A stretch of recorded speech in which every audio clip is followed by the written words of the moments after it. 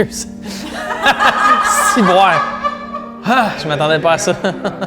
Pourquoi je voulais vous parler de célébrité? Je voulais vous parler de célébrité parce que je trouve que c'est un concept qui est vraiment absurde. C'est une chose que j'ai poursuivi beaucoup quand j'étais jeune. J'écoutais la télévision, je regardais les humoristes. Tout jeune, je regardais des galas juste pour rire avec mon père dans le temps de Michel Courtemanche. Puis c'est ça que je voulais faire. Je trouvais ça cool que les gens fassent rire, qu'il y ait de l'attention. Puis moi, je me disais, j'aimerais ça avoir ça. Avoir de l'attention, faire rire les gens. Écoute, je sors du secondaire, je fais 6 mois de cégep, je lâche. Je suis admis à l'école de l'humour. Premier essai, j'ai 18 ans. Je suis comme, oh my God, mon rêve se concrétise beaucoup plus vite que je pensais. 2 ans après ma sortie de l'école, je gagne un premier Olivier. Au gala même, j'ai texté ma mère avant qu'il nomme mon nom. J'ai dit, maman, on a gagné. Elle m'a dit, comment ça, tu le sais? J'ai dit, ben c'est sûr qu'on gagne. Puis finalement, on a gagné. Puis j'étais comme, quand je vais prendre ce trophée-là dans mes mains, je vais être guéri. Tu sais. J'ai pris l'Olivier dans mes mains. J'étais arrivé pour faire mon speech. Puis là, j'ai fait la plus grosse crise d'angoisse de toute ma vie. Mes remerciements étaient décousus.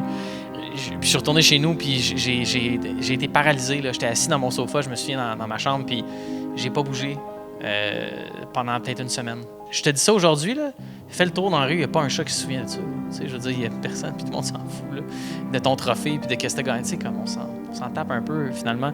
Mais j'avais tellement mis toutes mes billes dans ce sac-là que quand je suis arrivé pour le prendre, j'ai fait comme « Oh my God », j'ai tellement bâti tout ça sur des facteurs que je peux pas contrôler, puis que je pensais que la seule source de bonheur, c'était le fait d'être connu, le fait d'être riche. Puis à partir de ce moment-là, je me suis mis à faire beaucoup de crises de panique, beaucoup d'angoisse, beaucoup d'anxiété pendant jusqu'à peut-être 27-28 où j'ai commencé à consulter.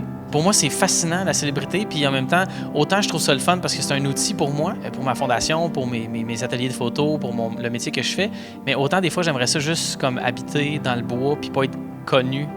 C'est très... je suis mon propre paradoxe, là. Je te dirais que ça a commencé quand j'ai commencé à me faire suivre à l'épicerie parce que je faisais des photos de muffins avec mon ex, puis j'entendais les gens parler comme si ils pensaient que je les entendais pas. C'est quand même spécial. Faut que tu fasses fi de ça. Moi, je suis pas capable. Tu sais, je suis un gars très sensible.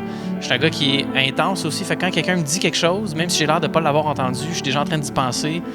Je recevais des menaces de mort avec 3 fois par jour. Tu sais. Je fais des muffins avec ma blonde. Là. Tu peux-tu respirer? Là? Quand tu es populaire, tout le monde t'aime. Alors que si tu penses que les gens t'aiment quand tu es populaire, attends de voir qu'est-ce qui te réserve s'il t'arrive une bad luck.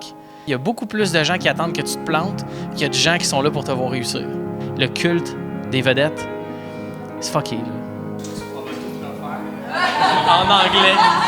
On va tout refaire en anglais.